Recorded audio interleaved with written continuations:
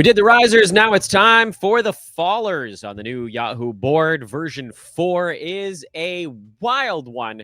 And I'm here to tell you about all the players that are dropping in the ranks, some of whom have become very interesting draft day targets. Welcome, everybody. This is Old Man Squad Fantasy Basketball presented by FanDuel and the FanDuel Sportsbook, and a proud member of the Believe network of podcasts. I'm Dan Vespris at Dan Vespris on social media, DanBesbris. And I would kindly request that you all like, rate, and subscribe. The list of fallers is organized by who fell the most. We're going to go with the biggest down to the smallest in total number, but that doesn't actually mean that it's the most to least important, because smaller moves near the top of the board are actually a bigger deal than giant moves near the bottom. We have a lot of names, so we're just going to get flying right into them immediately, and we'll begin with the biggest faller. And by the way, I skipped over some names that I like. If a guy fell from 200 to 300, that's not interesting. Okay? It's like, this is mostly a list of players that either fell within, like, big enough move within the I'm already looking at you range, or falling like out of the went from someone that got looked at to someone that doesn't kind of deal. Anyway, let's get going. You'll see it all. Isaiah Jackson was the biggest faller on the board for some reason. He fell 219 slots to 419. He was already not really like in most people's views. But now if you want to go get Isaiah Jackson, you got to go way the hell down the board. So be ready to type in his name in the search bar, because 419, you literally can't scroll far enough to get to that. You got to go through all kinds of players that aren't even in the league, and then you get to Isaiah Jackson, which is, by the way, very nice for us, because I like Isaiah Jackson this year. I liked him at pick 200 as a last-round flyer. I love him at pick 419 as a last-round flyer, because if he gets the start in Indiana, he could be a fat difference maker. What if he just clubs Jay Huff over the head and steals that job completely? I don't expect that to happen, but what if? He could be a monster. Must draft, in my opinion, Isaiah Jackson at the end of drafts. Freddie VanVleet fell 108 spots to 203, and he should just keep going. He's out for the year, guys. So just sad though it may be, we must forget about FVV. And yes, my intention was to rhyme in that moment. Al Horford fell 79 spots to 211. I don't understand this one at all, because he did finally now officially get signed to a basketball team. So if anything, Horford should have gone up or stayed exactly where he was. I don't understand. I mean, like, if you want to put him at 211, put him at 211, but don't drop him from 140 to 130, I guess, to 211 after he gets an actual destination. I think Horford is probably going to be, like, if we're thinking about what rank he actually might be this coming season, last year in Boston, he was 123, 2 threes, 6 boards, 2 assists, a block, half a steal, good free throw, not much on the field goal percent side, and very low turnovers. He is a 9-cat player, not 8-cat. And frankly, he's a punt points guy. He was top 90 if you didn't care about the fact that he didn't score last year, because now you're getting like a block, a couple threes, and some rebounds, and a couple of assists out of the center spot. You just, like, you have to be okay with the fact that he's not going to score 10 points a game. So I'm totally fine with Horford as a very late grab in more of a punt points type of build, or, you know, roto 9-cat. But if you care about turnovers, he really doesn't have much in the way of value. And much as I'd like to tell you guys that I'm all in on Al Horford, I'm not all in on him. But, you know, depending on how your boards shake out, he's sort of like kind of near the bottom of my third tier of flyers, and it really is more about, I think, fit for him to a certain degree. Alex Sarr fell 31 spots to 105, and now I'm back to being kind of slightly interested in him. At 74, I wanted nothing to do with Sarr. He was 164 last year while putting up some absolutely horrendous percentages. 39%. This is a center from the field. 68% at the free throw line. Okay, fine. You can accept that from your center, but they better be better at field goal. Down the stretch last year, his minutes ticked up just a little bit. He started playing more like 28 minutes a game instead of 27. he was still ranked outside the top 200, mostly because of those god-awful percentages, mostly because of field goal percent. He is, in my eyes, a pretty solid punt field goal big to take in this range. Like if you wanted to pair him up in a Wemby build kind of thing, and if you didn't get JJJ earlier, or Miles Turner also kind of fits into that mold. Sarr is the guy that can supplement your blocks and steals. And I think he's going to score more than a dozen points a game this year. I think he'll probably get up to 14 or 15, and he'll hit a 3. And the rebounds are not that great, but I don't think they'll be. I think they'll be a little bit better, perhaps, than last season. And you get some assists because he's going to have the ball in his hands. So, do I think he's a 9-cat guy? I don't. I'm not a big Alex Sarr dude, but punt field goal build center. Now he's falling back into a range where he makes a little bit more sense. Malik Monk fell at long last, 31 spots to 127. I still want nothing to do with Malik Monk this year. He's so far down the Sacramento Kings pecking order. He was 99th last year in 9-cat. He was better than that in 8, number 78 in 8-cat. But his role, his minutes, all of that stuff is shrinking considerably this season. And you could point at the end of last year, but it's worse than that because end of last year, he got demoted behind Keon Ellis. This year, Dennis Schroeder is the point guard. They don't even need Monk to be the point guard now. He'll come in, he'll do his bench gunning stuff, but the role isn't going to be as big. And Doug Christie is going to prioritize defense to some degree. And we know that they're trying to get out of his contract. So you got all this stuff pointing the wrong direction on Monk. Could you draft him in, like a head-to-head league where you need some scoring and assists ultra late? You could, but what the hell's the point? RJ Barrett finally falls a bunch. He's down from 75 to 105. I still don't want him in 9-cat, but at least he's going the right direction now. The RJ Barrett stuff made no sense. Even in points leagues, he was being overrated. Because he was 70th in points leagues last year when he was, for stretches, a one-man gang. Like, he played with Scotty Barnes for a lot of the season, but he quickly was out most of the year. Ingram wasn't there yet. Barnes missed 17 games. Barrett he was alone on the floor for stretches last year. And now he's 1 of 4. So even in points leagues, I struggle to see him getting inside the top 75. Top 100 in points leagues, that's probably fine. 9-cat, he's not going to be close. I think it's going to be kind of ugly in 9-cat for RJ this year. I think you're looking at outside the top 200 almost for sure because of those 3 efficiency categories. And yeah, he'll get some points. Probably not. I don't think he breaks 20 points this year. 6 rebounds, 4 and change assists is probably what you're looking at. Got to be better than... You got to be good at more than just 3 categories. So category leagues, I still don't want RJ, even at 105. Paulo Banchero, also of the Hello Points Leaguers, fell finally. He was on the turn for the first month and change that boards had been out. But Paulo now has finally tumbled. He's down to 40th.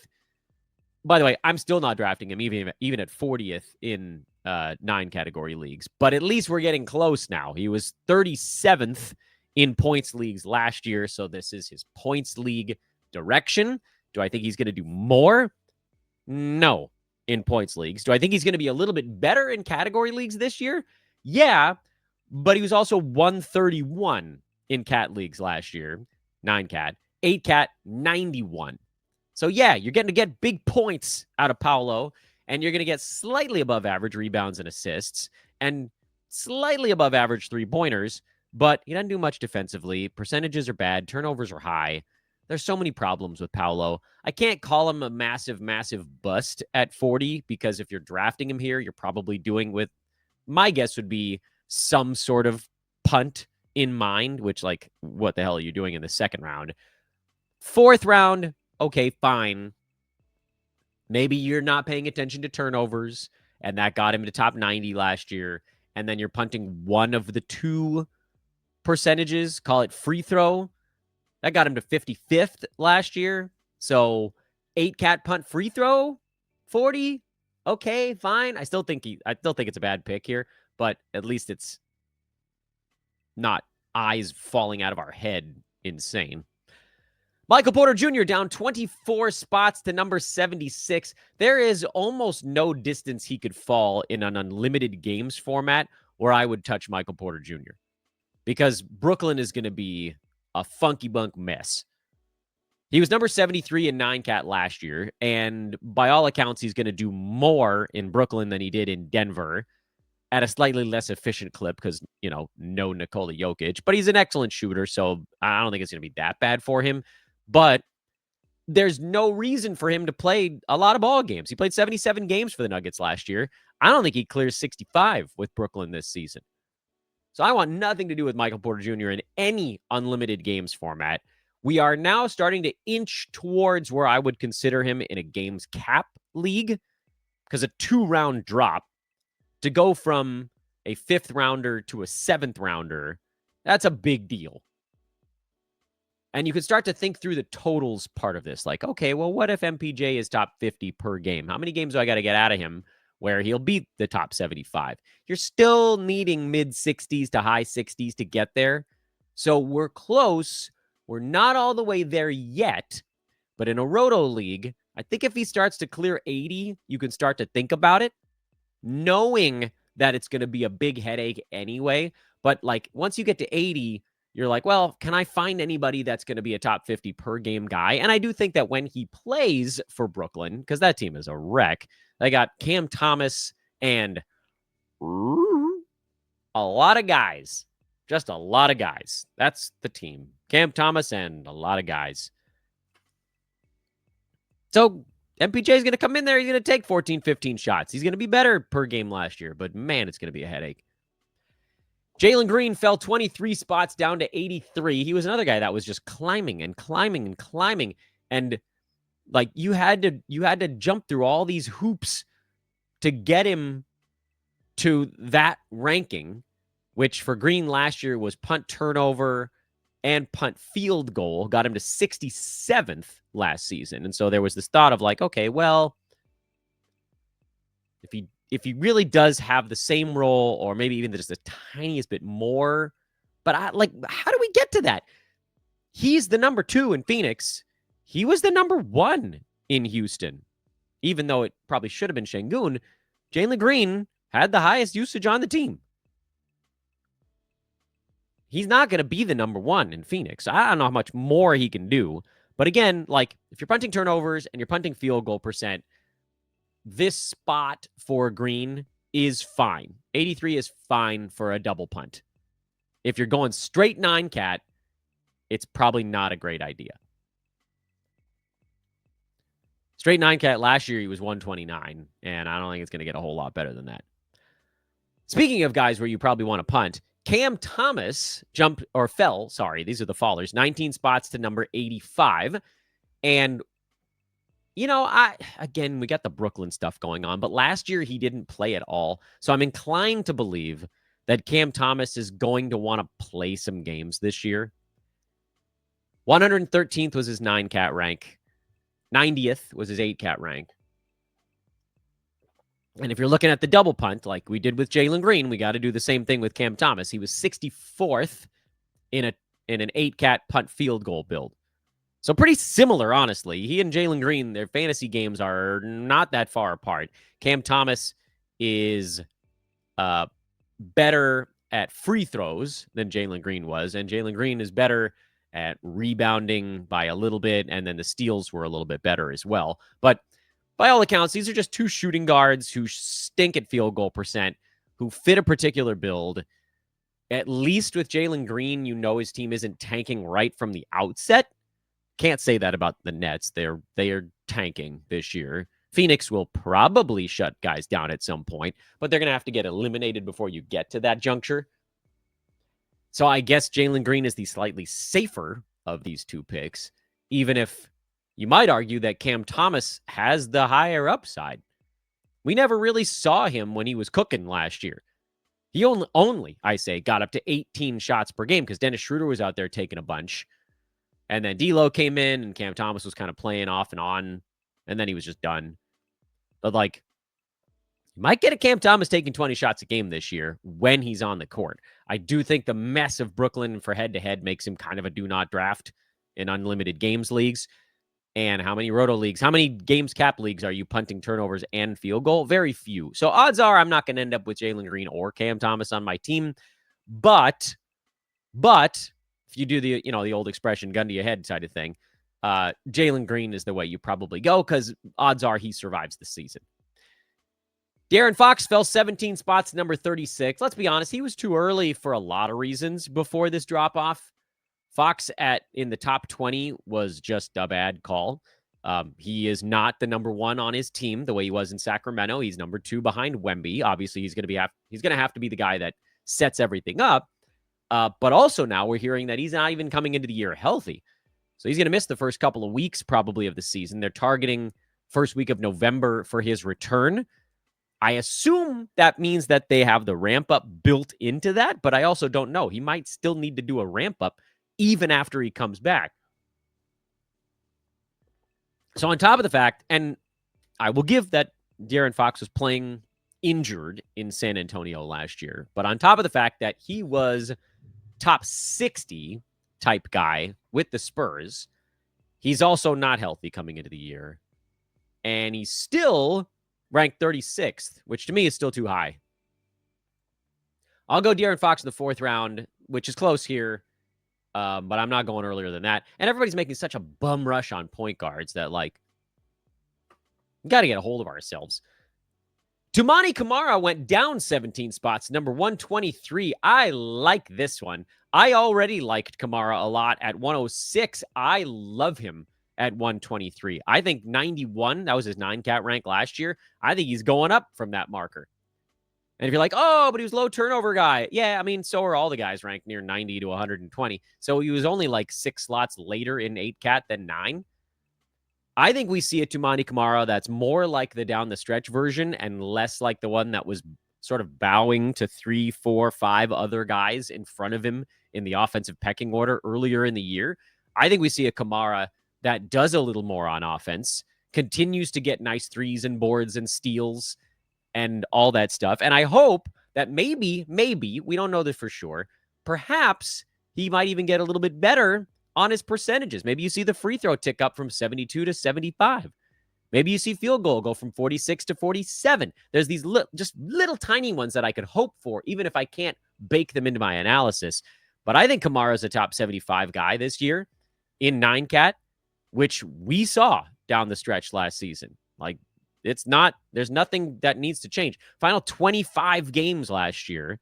And by the way, Anthony Simons played in a lot of those. He only shut it down the last 2 to 3 weeks.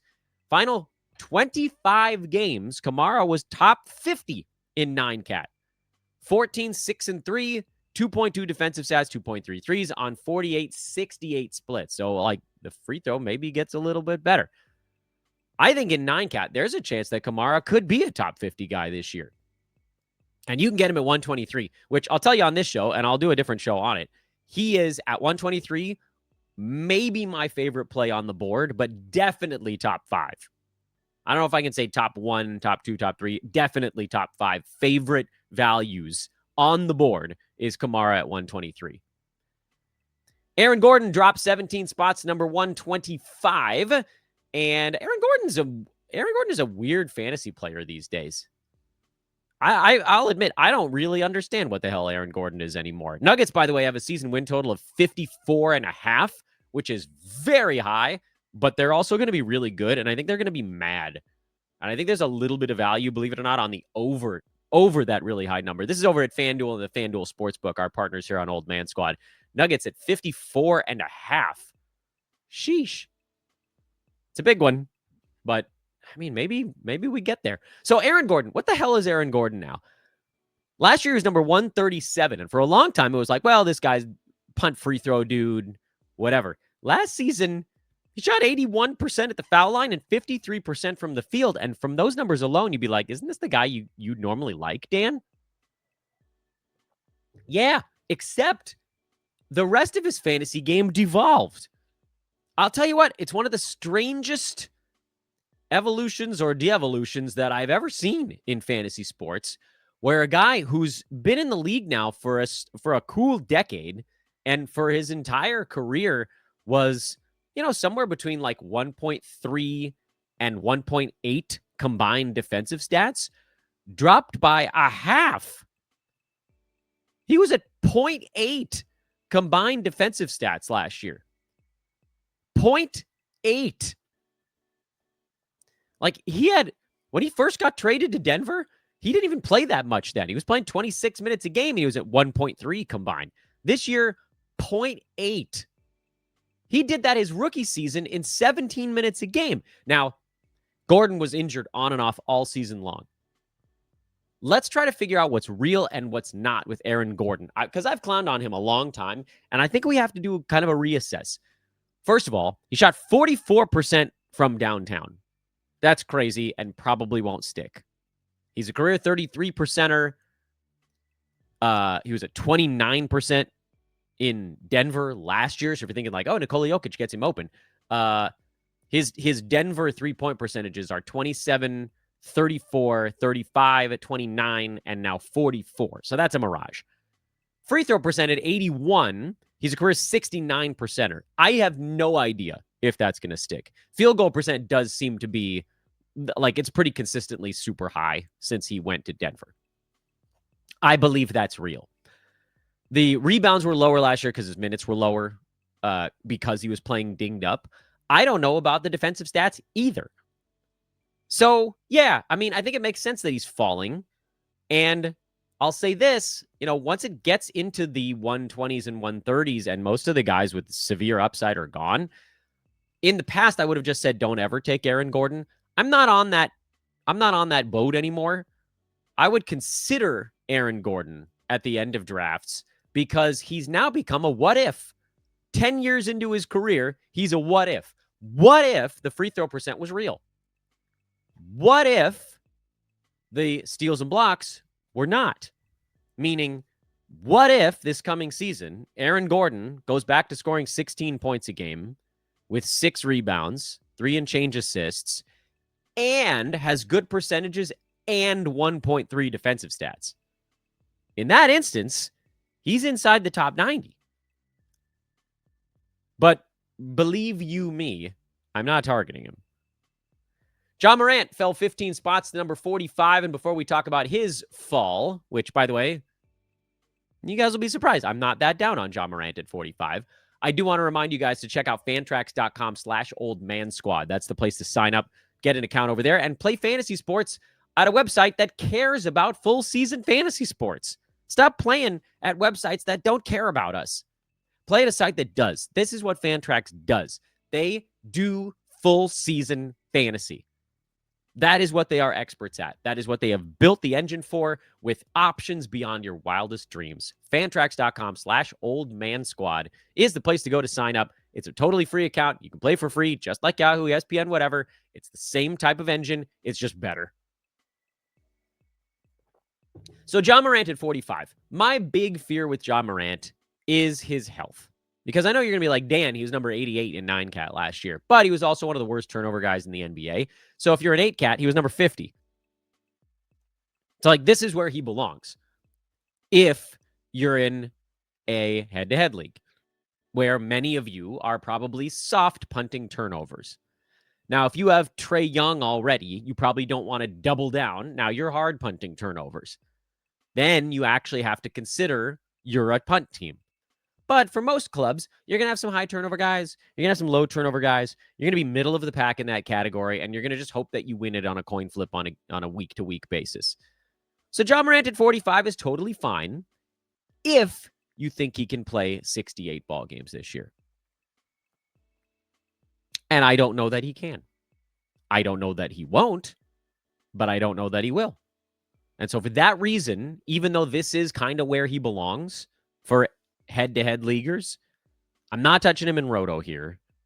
And I'm probably not touching him in head-to-head because I'm afraid of the games. Cam Johnson fell 15 spots to number 91, and I love it. I freaking love it. Cam Johnson was number 52 last year, and now he goes to a place where Nikola Jokic and Jamal Murray are going to be getting him wide the bleep open every single day. There was fear, from me at least, that perhaps his field goal percent had kind of topped out last year, that he was having just a particularly good year. We've seen what happens to everybody when they go to Denver. It goes up. He slots right into Michael Porter Jr.'s spot, lower rebounder. But I think Cam Johnson has a chance to maybe even improve on his numbers last season. And even if he doesn't, if he does the same stuff on a team that's not going to shut him down, I think you're talking about a guy that's a top 60 play in the 90s. So I already talked about how Toumani Camara was one of my favorites. Cam Johnson is probably in my top 7 values on the board, because he went from someone that I liked where he was before to someone that I truly love at 91. One of my favorites. Easily my favorite 8th round pick. But just I like him a lot overall. Big Cam Johnson fan this year. And I think the Nuggets are going to be good, so that's helpful. Naz Reid down 15 spots to 107. This is where he belongs. I don't have long-winded thoughts on Big Naz. He was 96th last year. If the Wolves are more injured this season, he will be better than that number. If they are less injured this season, he will be worse than that number. Totally fine pick at 107, but not a ton of upside on a healthy Wolves team. LeBron, back from whence he came. LeBron started fantasy boards at 22, went up to 15, went up to 12, now back down to 25. And I like LeBron at 25. I know he has a sore butt coming into training camp, but the Lakers always talk about how they're going to go easy on LeBron, and then eventually he just LeBrons his way into a pretty full workload. I think he'll be ready on opening night. If he's not, we're talking about like 1, maybe 2 games. It's pretty different than guys that's like, oh, we'll reevaluate him 2 weeks into the season. We're going to know whether LeBron's playing like daily, because Lakers coverage is good. There are a lot of these teams that are like, we don't know. And the media members are like, please. And the team's like, and they're like, fine. That doesn't work in LA. That don't fly with the Lakers. If LeBron has a sore butt and he's sitting, we're going to know about it like in the future. You're going to know it. I think LeBron is good for 65 to 70 games this year. I think he's going to be a top 30 per game guy in 9-cat. I think he's going to be a top 20 per game guy in 8-cat. He is, in my opinion, one of the most well-rounded players that you can get in the second round of drafts. And so I actually think he's a pretty good value at 25. Didn't want to take him on the turn because he's old as dirt. He's old as me. Oh, God, he's not even as old as me. One day he'll catch me. Zion, 13 spots down to number 46. It sort of doesn't matter where you put Zion on the board. If you're punting free throws, you take him. If you're not, you don't. He's a 1 category. He's a -1 darling. He was 102 in 9-cat last year, 68 in 8-cat. Punt free throw, doesn't matter what you're doing. Top 20. There you go. 9-cat top 20, 8-cat top 20. Doesn't matter. Punt free throw. Zion's a guy you take. And if you're a punt free throw team, you're probably thrilled that he just got moved down a round because you're like, oh, maybe I can get him in the 4th now instead of having to get him in the 3rd. Great. Punt free throw teams, lick those chops. I mentioned it on the other show that I did earlier today. I'll mention it again. I'm going to try to just give it 30 seconds each show. But I did start a Patreon. And I don't care at all if you do it or not. So you're like, well, why the hell are you even talking about it? Well, it's open. And many people have asked over the last few years, Dan, is there any way that I can like contribute to you specifically? And mostly I've just said no. And now the answer is yeah. But here's the other thing. I set the limit at $1. $1 is the Patreon. And all it is a place to just be, to like basically fuel the old man squad. One day, I hope that doing these pods alone can be a full-time career for me. As it is right now, I'm still doing play-by-play. My wife is working extra on like moonlighting shifts on weekends. We're fine. I don't want to say anybody like I'm going to keep doing this no matter what. That's the point. Whether you do it or you don't do it, the Patreon, I'm going to keep doing all of this stuff.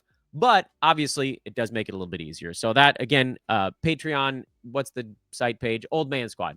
Patreon.com, Old Man Squad. That's how you find it. Link is in the show description. Again, it's $1. Do it, don't do it. I don't care. Let's talk more about the Fallers. I don't like doing that, Reed. I don't like it, but I'm going to keep doing it. Josh Hart down 13 spots to 57. I mean, Knicks, he's the guy that's in trouble if the Knicks make any changes. If they don't make changes, he could be a huge win at this spot. Late 5th rounder, I'm usually going for one of my favorite centers. So we are effectively a third of a round away from me taking the plunge on Josh Hart. It's very clear in my mind. I'm going to get my center in the 5th round. And if Josh Hart is still on the board after that, I'll probably take a risk on him. Because even if he gets punted by, Deuce McBride or whatever, he's still going to play a ton of minutes. They still love him. But it's not going to be 38 minutes like last year. So there is a floor issue with Josh Hart. He is a punt points super darling. So you'll see him on my teams in some capacity. But, he was a 3rd rounder last year per game. He was a 2nd rounder totals. That's just not going to happen again. There's some kind of drop off. And the question is it a very small one or is it a very large one? So be very careful if you're not punting points with Josh Hart. If you are, take him where the hell you want. He's going to be, he'll be a monster in all of those builds. He was number 9 in punt points leagues last year per game. By totals, he was number 5, like literally one of the best punt points players on earth last season. And so you can do all kinds of damage to him. He'll still be a good punt points guy. But be very careful if you're going full 9-cat on Hart because there is a chance that this season doesn't go perfectly. Devin Vassell down 12 spots to 98. I'll admit, of all the players on the board, Devin Vassell is in like the list of 5 guys that I have the least confidence in what they're going to do this year. He was number 81 last season on a Spurs team that feels like might squeeze him out a little bit. They gave him a bunch of money, so that in my mind's like, okay, yeah, so he probably continues to get a pretty good sized role. But they added Harper. They've got Castle coming. De'Aaron Fox is going to be fully ramped up at some point. What's left?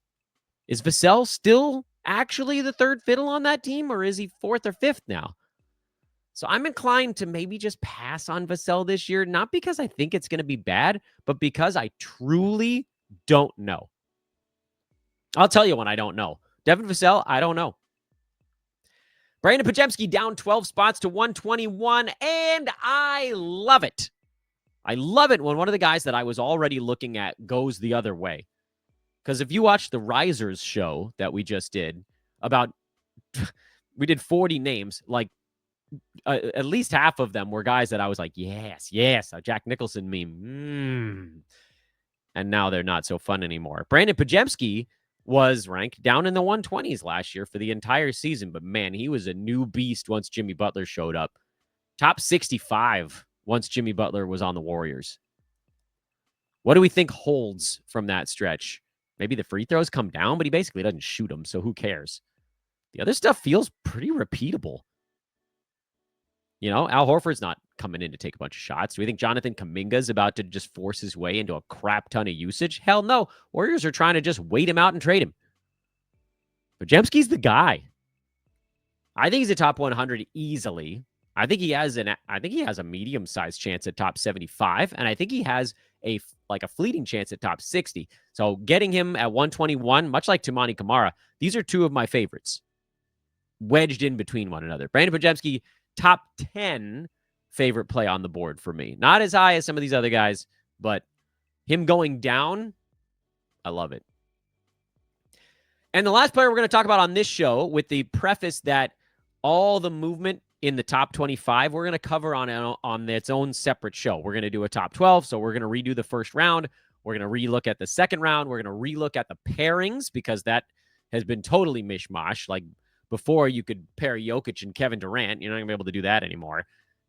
Luckily, on my first pairing show, it said, who do you pair with Jokic? Anyone. But all the other ones have completely changed, so we got to redo that. I got to redo everything. It's a brand new board. So stay tuned for those shows. They'll be coming in the next day or two. But our last name we're going to cover on this one is Lauri Markkanen, who falls 10 spots to number 52, and I don't care. Yes, I put an I don't care as my last one. Lauri was number 93 last year. He totally didn't care. And the Jazz have one more hard tank season in them. They dumped everybody of repute other than Markkanen and Walker Kessler. Colin Sexton, gone. Jordan Clarkson, gone. John Collins, gone. Who's left? Youth. The Utes. Markkanen and Kessler, I don't know what they're going to play. 60 games apiece? I want nothing to do with those guys because Utah looks like they're going to be a mess for one more year, and then they're going to go nuts. So the next season, right around now, early October of 2026, I'll be yelling at you guys. This is the time to buy in on all the Jazz because they're going to be trying to win ball games next year. But they got one more tank in the chamber. We can see it from 1,000 miles away. Western Conference is way too hard to compete with a mediocre team. So pull the plug early. Watch out for everything on this club. Screw you, Utah. Screw you, Brooklyn, as long as we're screwing teams. And let's find our players on the other 28. Those are the fallers. We got a lot of new values in there. Big fans of a few names that have now fallen, even though we liked them where they already were. And frankly, here's the thing. Yahoo got a lot of stuff much more right on this board. This is a much more accurate board. They'll probably do at least one more shuffling before the season. I think they only did 4 last year, and they're already at 4 this time around. So they're mixing and matching right now. And we will continue to break them down as they come at us. Shout out to the HOF app. Make yourself a better with the HOF app or hofapp.com. Use promo code SQUAD to get a free week of use on this powerful betting analytics tool and half off your first month if you let it ride after that. Again, all the things that I told you about on this show. Number 1, FanDuel, presenting sponsor of Old Man Squad Fantasy Basketball. Fantrax.com/oldmansquad. If you want to give full season fantasy a look, they simply a better place to play it. The HOF app, my brand new $1. Don't give a crap if you do it or not. Patreon.com, Old Man Squad over there. Hit that subscribe button on your way out, my friends. Find me on Twitter at Dan Bespris. And I'm going to go eat some lunch. I hope you will as well. I don't care. Do whatever the hell you want. Lots of great shows coming up on this channel. More sleepers from Noah Rubin. Kingy Sleepers just dropped earlier today. That's the stuff you guys always wait for.